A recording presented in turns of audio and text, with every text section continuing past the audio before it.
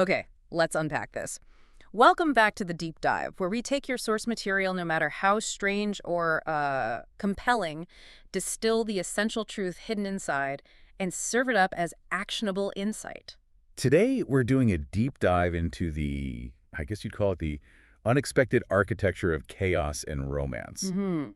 We're looking at some fictional universes shared by you, the listener. That's right. We are moving beyond the usual macroeconomics, the legal briefs, and diving straight into the world of Janet Evanovich. Which is a whole different kind of data set. It really is. Our source material today is a stack of excerpts, and they detail two specific, and I have to say, deeply entertaining narratives.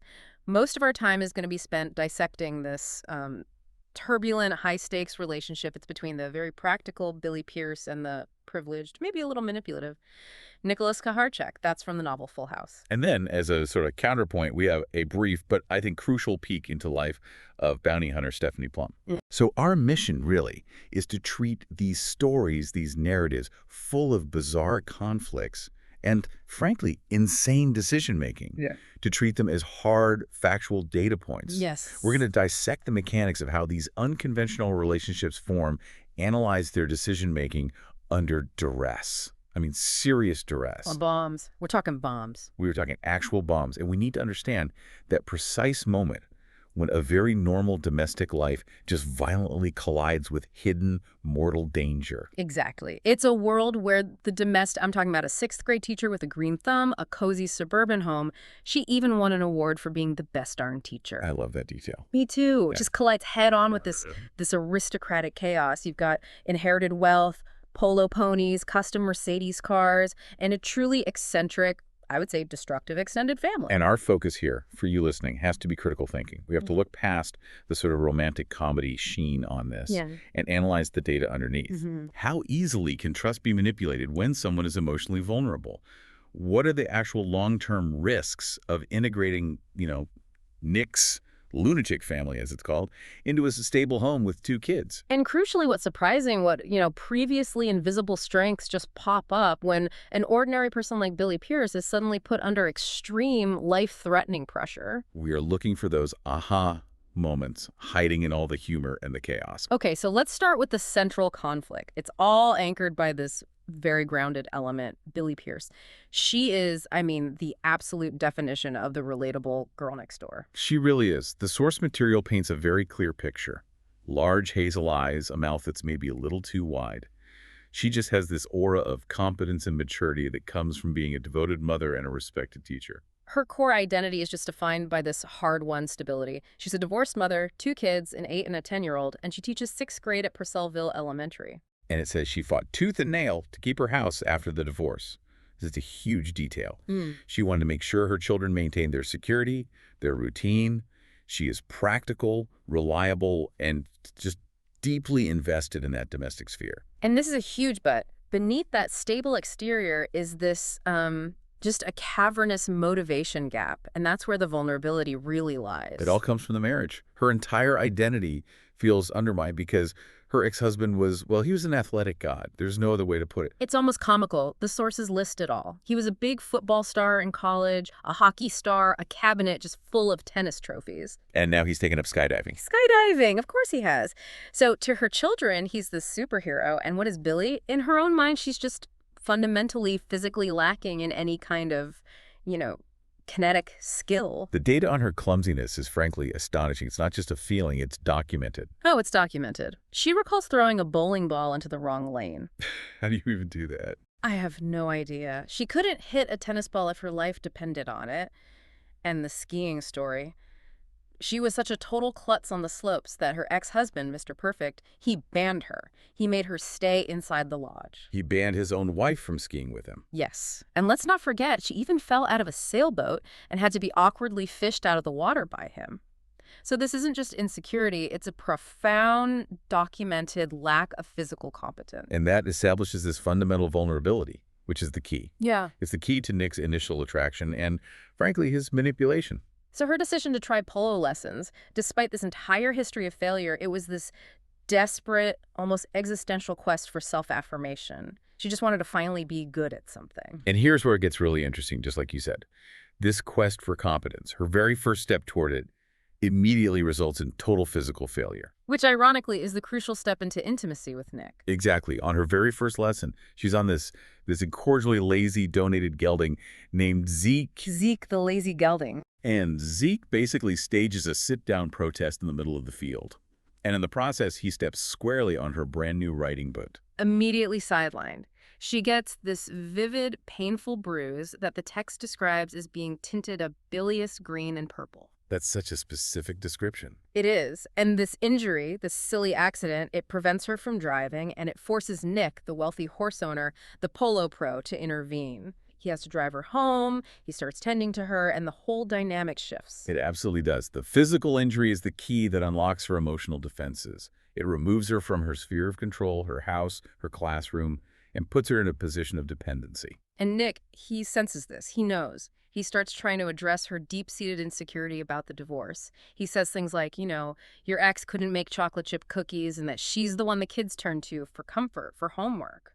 But the words don't really land, do they? They have very little effect on that core feeling of inadequacy she has. Not at all. It feels like his horse sense, which the source says he applies to women, just kicked in immediately. He knew exactly where to find the soft spot in her emotional armor. He really did. Now let's flip this and analyze the other side of this. This tumultuous coupling, Nick Kaharchek. Okay. He is the absolute epitome of inherited privilege and power. He manages his family's wealth, he focuses on raising horses, plays polo, and on top of all that, he's the hands-on owner of Loudoun County's most widely read newspaper. And his reputation precedes him. He is a known womanizer, a rumored cad, and he has this powerful Cossack ancestry that gets mentioned. Right, and that ties into his specialized, almost mystical horse sense. The source material is very clear that he applies this skill directly to women. It's kind of creepy, actually. It says he knows the right tone of voice for a high-spirited filly and how to move his hands slowly, deliberately, but feather-light until the muscles quiver. It's described as this very specific, almost technical form of seduction. It is, but Nick is a complete paradox. And this is what makes the data so complicated. Despite the custom Mercedes 550 SL, the inherited empire, the playboy reputation, he displays these really unexpected domestic skills and genuine emotional depth.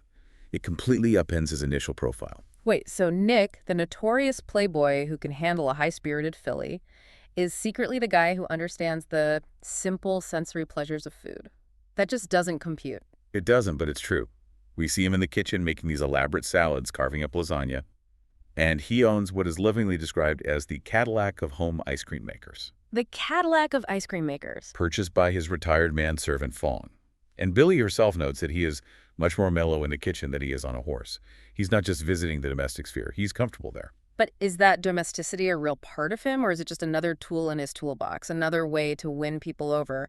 Because the source also says that the whole playboy thing is a defense mechanism. It's built around a massive emotional wound. And that wound is real. The data supports it. He was genuinely deeply hurt by his ex-fiancée, Sheridan Flock. Right. She dumped him 3 days before the wedding and just took off for Europe. And Nick, to protect his, immense male pride, initially claimed that he had dumped her.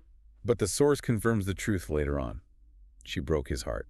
He confesses this to Billie, and that cements the fact that all that arrogance is really just a shell. So that vulnerability is the chink in the armor that Billie eventually finds, but it doesn't stop him from being manipulative at the start. Not at all. Which brings us to the real catalyst for this whole relationship, Nick's ulterior motive. He didn't seek out Billie for polo tips or for romance. He sought her out because he had a serious domestic problem. The cousin problem. Yeah. Specifically, the chaotic duo of Max and Dee Dee, who were running rampant on his estate, and he couldn't supervise them alone. The sources are so explicit about this. It says Nick saw a solution the moment he realized Billie was going to be alone for an entire month while her kids were with their father at Disney World and the Keys. He was desperate. He needed a safe, reliable, and frankly maternal place to temporarily house his chaotic, destructive relatives. That is dark. He used her empty nest phase and her deep desire for self-improvement against her. And the negotiation is masterful because it appeals directly to Billie's core values, thriftiness and self-improvement. He doesn't just ask her to manage his crazy family. No, he makes a deal. He makes a deal. Dee Dee pays rent, which appeals to Billie's tight budget. And in exchange for housing his cousin, Nick offers Billie as many riding lessons as she wants. That's the hook. That's the hook.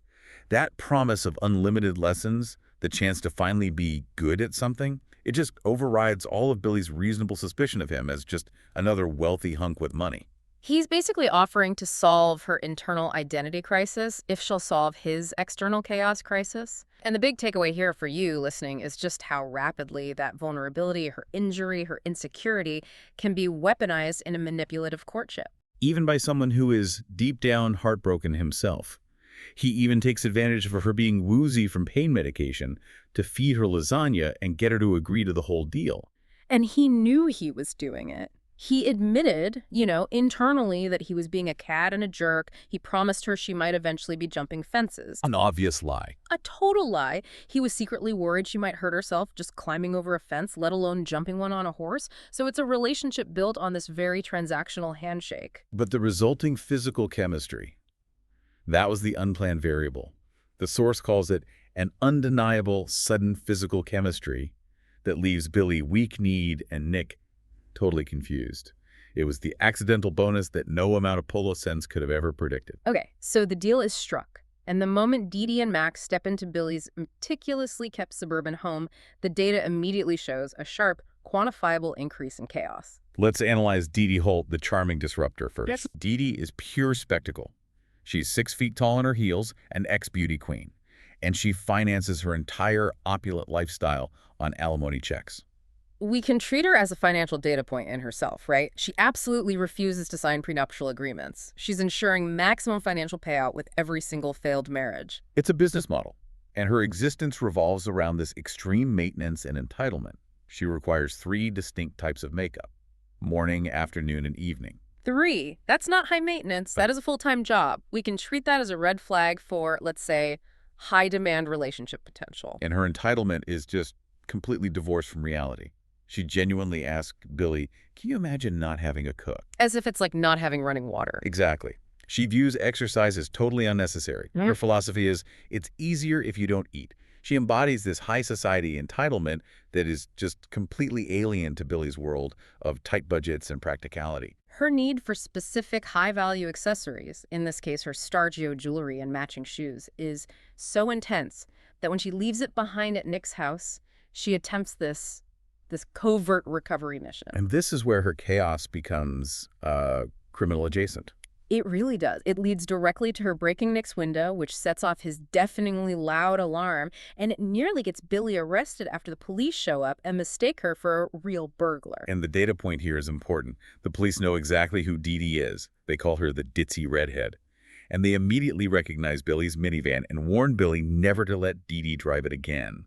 So Dee Dee's an established public nuisance in Loudoun County. Yes, she is. Yet, and this is what complicates the analysis, Dee Dee's not a simple villain. She's surprisingly sweet to Billy. She compliments her mothering skills, her domesticity. And ironically, she tries to set Billy up with other men. Right. She's matchmaking, suggesting guys like the massive wrestler Big John, mainly because she wants to thwart Nick. It suggests her chaos isn't malicious, it's just self-centered and highly theatrical. But the truly weaponized force in that house is Max Holt. Oh, Max. He's the eccentric genius. High school graduate at 12 years old, IQ totally off the charts, self-reliant, and emotionally volatile. This profile just screams weaponized child, as Nick himself puts it. The pattern of his destruction, his MO, is terrifyingly consistent. He performs these destructive acts like blowing up his aunt's geraniums or expertly dismantling the integral parts of Nick's $60,000 Mercedes engine. Just to get attention. Solely to get Nick's attention. And he usually precedes these acts with a guilt-induced gift and some kind of cryptic note. And his intelligence meant he could dismantle that engine in ways that only a seasoned professional mechanic should be able to. The source says he'd never even looked under the hood of a car before. This capability, coupled with his deep emotional immaturity, makes him a literal ticking time bomb. Nick himself said he would rather have Zeke the lazy horse step on his foot again than leave Max unsupervised for too long. I believe it. And here is the central thematic insight of this whole section. Billy, the 6th grade teacher, steps into this maelstrom and she initiates Max's redemption arc. And she does it purely through pedagogical methods, not discipline or brute force. She uses her professional teacher skills to redirect his genius. Instead of just condemning his acts, she harnesses his intellectual capacity and his passion, which turns out to be for the environment protecting marshland and ducks and snipes. And she immediately shifts his focus to constructive problem solving right there in her own home. And the data shows immediate success. Max repairs Billie's non-working toilet.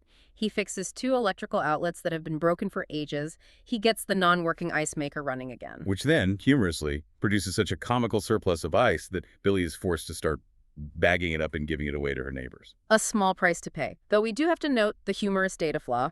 He accidentally connects the living room lamp to the garage door opener. Right, so transformation is a process, not a switch. But the fundamental shift from destruction to production is complete. He's drowning. The major ideological shift, though, is when Billie encourages him to abandon impulsive bombing for constructive activism.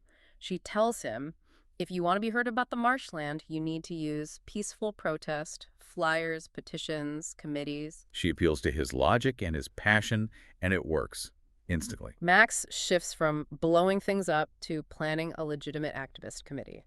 It's a remarkable transformation, and it's engineered entirely by a maternal presence who gave him direction instead of punishment. It shows that the true power structure in Nick's life isn't his wealth or his polo skills, but the unexpected, applied competence of a 6th-grade teacher.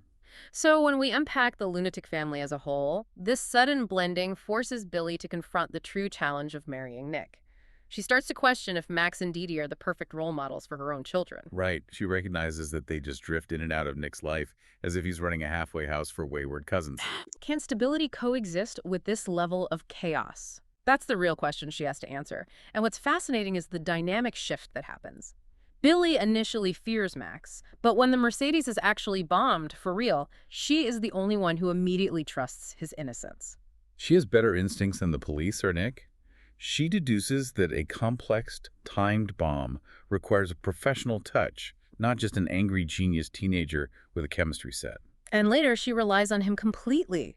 She relies on Max's expertise, not just for household repairs, but critically, to use his killer hacker skills to help save her life by tracing the location of the real villain. The teacher transforms the student into the family's necessary technical specialist. It's a full circle. Okay, so this brings us to the actual threat. Yeah. The transition from, dysfunctional family antics to calculated attempted murder is sharp and it's dramatic. Nick's original list of worries, Sheridan pursuing him, Max's antics, the grumpy stable groom, Arnie Bates, they were all suddenly overshadowed by actual lethal violence. The Mercedes bombing is the turning point. It escalates the threat exponentially.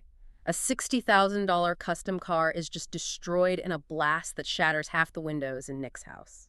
And initially, of course, Nick and the police suspect Max. It makes sense, given his history of destructive acts and his proven capability with that same car's engine. Max, though, offers a very clever diversion. He suggests Sheridan might have done it. He points out she was the one who gifted Nick the car as an engagement present, and maybe she wanted to reclaim that financial asset. Which just highlights the inherent suspicion and high stakes surrounding Nick's entire world. Everyone is a potential suspect. But it's Billie's analysis that provides the crucial investigative breakthrough. She doesn't have police training, but she has common sense. And a teacher's brain for logic. Exactly. She deduces that the car bomb was timed to explode exactly 1 hour after it was activated.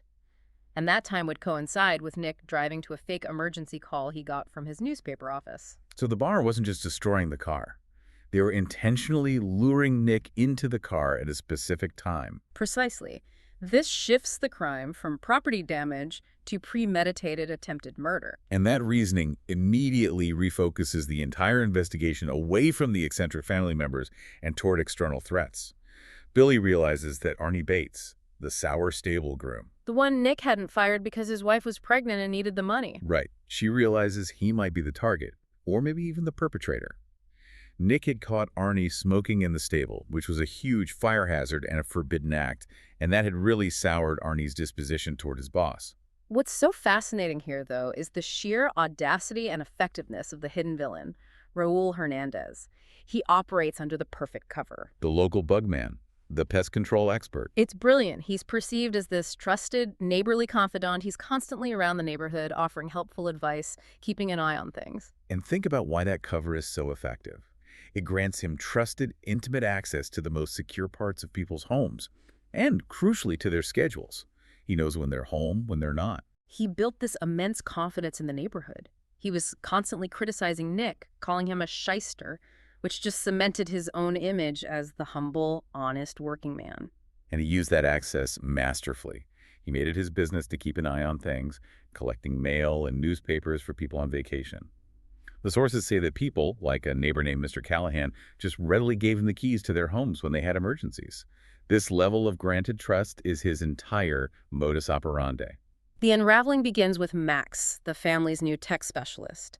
Max uses his killer hacker skills to break into the water company's computer system, Using the ridiculously simple password H20. which Nick correctly points out is a stupid password. It just confirms the general lack of security in their supposedly safe suburban world. Max then cross-checks new water accounts against Raul's known aliases, and that's how he confirms the villain's true movements and his multiple safe houses. And the true revelation about Raul is genuinely chilling. He's not just a disgruntled bug man, he's a career con man with a long rap sheet. Burglary, arson, fraud. And even more critically, his history includes a stint in a mental health facility, which suggests instability, and he is wanted by the FBI in an unsolved murder case. It involves an ex-girlfriend he reportedly battered numerous times. Max's research also reveals Raul learned how to use explosives from doing construction work, which explains the professional competency with the car bomb. His criminal pattern was consistently to exploit trust in stable neighborhoods, get the keys, and then commit minor burglaries later to avoid suspicion. A pattern which, they realize, was confirmed by a recent rash of break-ins in the neighborhood that he was supposedly watching over for them. The climax occurs right after the wedding reception is bombed. The cake and the limo are taken out. In the chaos, Raul abducts Billie under the guise of rescuing her. He shoves her into his truck and just squeals away from the scene. And his safe house is a horrifying display of his planning and his psychological instability. It's this dilapidated, isolated location that he has secured with lethal traps. All the doors and windows are rigged with these chemical devices, a battery, wires, a plugged test tube, and Raul confirms to Billie that if anyone touches them, they will blow up. He's demonstrating his intent for murder and suicide if he gets cornered. And his motive, revealed in that isolated house, is so intensely possessive and personal. It ties right back to the domestic life that he was observing from the outside. He tells Billie, "I heard you and Nick together in bed that night. I heard what the two of you said to one another. Heard it all." He saw Nick as a mistake, a shyster, and he wanted Billie for himself. He declares he won't let her go, even if it means taking them both down in a massive explosion. So Billie, cornered, shifts from passive victim to resourceful executioner. She realizes she is the only one who can act before Raul reaches his psychological breaking point. Locked inside, she notices this strange element in the dilapidated kitchen that Nick and the police missed.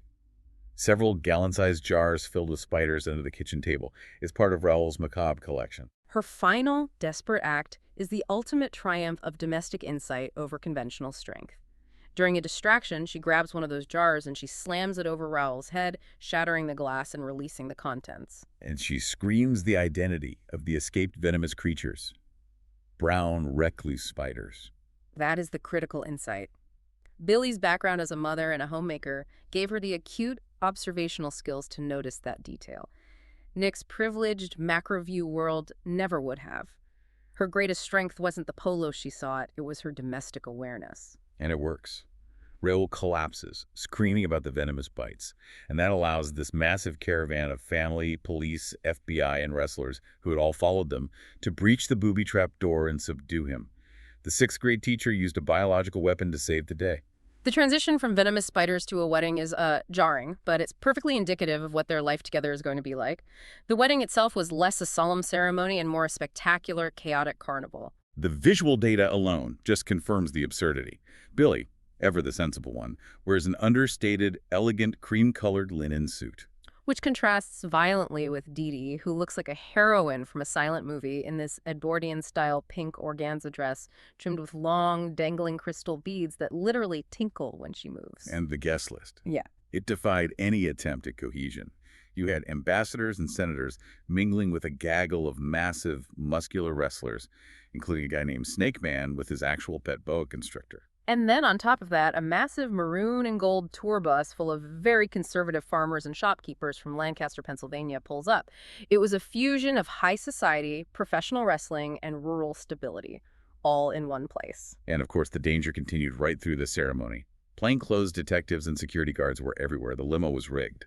And just to add another layer of pure chaos, an ex-stripper named Gloria shows up mid-procession to demand $100 for her missing G-string and tassels from the bachelor party. The situation Billie's poor father had to resolve by just paying her off to get the wedding to proceed. This chaos culminates in Billie's most extraordinary impulse, the pre-wedding cake jump.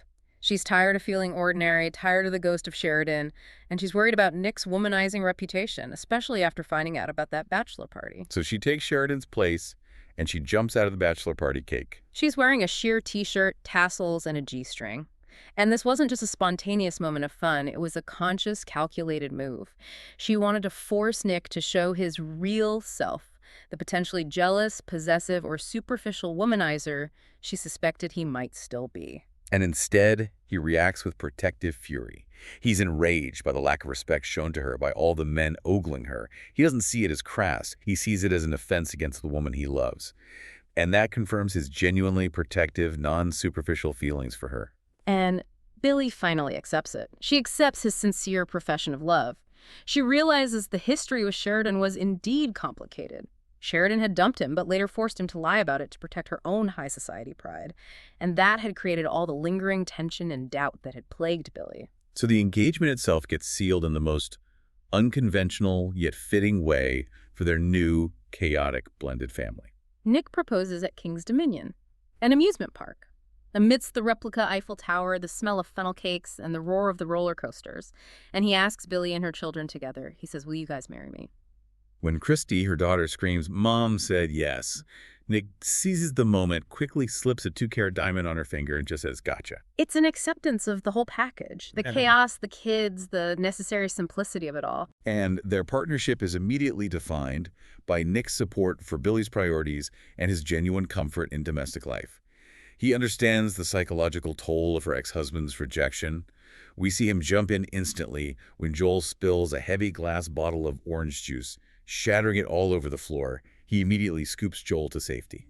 And he even tells a little white lie. He claims he himself had spilled a half-gallon of milk earlier that day, just a kindness that Billie really appreciates. The children's acceptance is the critical signifier of the relationship's quality. They quickly recognize that Nick cares about Joel and me. Their approval solidifies the relationship far more than any diamond ring or inherited wealth ever could. And the chaos agents remain part of the package. Max volunteers to babysit the house while they're on their honeymoon. A suggestion which is emphatically vetoed by both Nick and Billie. Immediately. But Max offers a productive alternative. He volunteers to stick around to watch the house, make some more adjustments to the ice maker, and work on his marshland environmental project. So the final data point on Nick is clear. Despite his background and his immense wealth, he's basically unaffected by it. He's well-adjusted, and he values simple things like hot dogs, cookies, and roller coasters. He proved his quality not on the polo field or in the boardroom, but in the face of suburban terror and shared domestic cleanup. Okay, so we've spent a lot of time analyzing how chaos and crime transform the ordinary in Loudoun County. Let's use that thematic link of unexpected, bizarre figures appearing in a seemingly mundane kitchen to bridge our narrative to the second source material, the world of bounty hunter Stephanie Plum. It's a great link. In the Billie Pearce universe, the danger was hidden in plain sight, disguised as the familiar neighborhood bug man. In Stephanie Plum's universe, the danger is often openly strange, and the protagonist, Stephanie, is defined by her attempts to manage the mundane reality of her job against these genuinely surreal disruptions. The scene opens with Stephanie's simple routine. She's sipping coffee, mentally planning her day, and it's completely disrupted by the sudden arrival of a man named Diesel. He appears out of nowhere. She immediately draws the sci-fi parallel. She says, poof, there he was, appearing like people get beamed down on Star Trek. Okay. This instantaneous appearance is critical data. It confirms that this universe operates on rules far beyond suburban Virginia. Diesel himself is an imposing data point. He's over 6 feet tall, athletic build, wavy blonde hair and a ponytail, deep-set brown eyes. And he's dressed in these grungy, utilitarian closed jeans, boots, a thermal shirt. And he immediately claims to be a little supernatural. He says he magically unlocked her door and that he is, and I quote, the friggin' spirit of Christmas. And Stephanie's immediate response is the core of her character. It reveals the hidden weakness in her professional identity. She's a bounty hunter for Vincent Plum bail bonds, but she admits, truth is, I'm pretty much a chicken shit bounty hunter. That's a profound self-assessment. Her greatest strength is often just sheer luck and a survival instinct, not any kind of tactical training. And the placement of her weapon perfectly encapsulates this mix of danger and domesticity she lives in. She keeps her empty .38 Smith & Wesson in a brown bear cookie jar. An empty gun. An empty gun. The fact that the gun is empty, yet it's stored in this decorative household object, it just speaks volumes about her constant state of unpreparedness and her reliance on the familiar. And Diesel offers these immediate harsh critiques. He confirms his jerk status while simultaneously providing this sort of unsolicited therapy. He judges her appearance. Hair from hell, baggy sweatpants, no makeup, lousy personality. But then he compliments her, noting she has nice pouty lips and that he's supposed to make your life better. What's so fascinating here is that Diesel isn't just a mysterious stranger. He's an immediate disruptor of Stephanie's self-perception. He highlights her weakness, her appearance, her personality, while at the same time confirming her unexpected allure. He's designed to push her right out of her comfort zone. The zone that includes the empty gun and the cookie jar. Exactly. And the case she's tracking perfectly mixes the mundane with the bizarre. She's after a skip named Sandy Claus. Sandy Claus. Wanted for burglary after stealing power tools and a gallon of Morning Glory yellow paint. It's low-level, absurd crime. But Diesel immediately seizes on the name. He speculates that Sandy Claus might be a shifty, dark-sided Santa Claus in hiding, tired of the toys for kids routine. And this scene just perfectly establishes the world. Everyday bail bond crime mixing constantly with the truly bizarre and unexplained. The central dynamic is that Stephanie, the ordinary woman, is constantly forced to adapt to the arrival of the supernatural in her kitchen. So what does this all mean when we synthesize the findings from these two contrasting yet complementary universes? I think the common thread across both the wealthy horse country of Virginia and the urban bail bonds office in Jersey is the revelation of hidden capabilities and this profound character reversal under pressure. Billie Pearce transformed from an insecure, clumsy schoolteacher constantly comparing herself to her athletic ex into a woman capable of neutralizing a dangerous, explosive-wielding career criminal with a well-aimed jar of venomous spiders. Her greatest strength was domestic observation and just desperate ingenuity. And Nick, the playboy and manipulator, he revealed himself to be a domestic, deeply protective, and surprisingly well-adjusted man who fundamentally values simple family life over his inherited empire. Even Max, the impulsive bomber, was successfully redirected by applied maternal attention and became a productive activist and an essential family technical specialist. And even in that quick glimpse of Stephanie Plum, we see the pattern.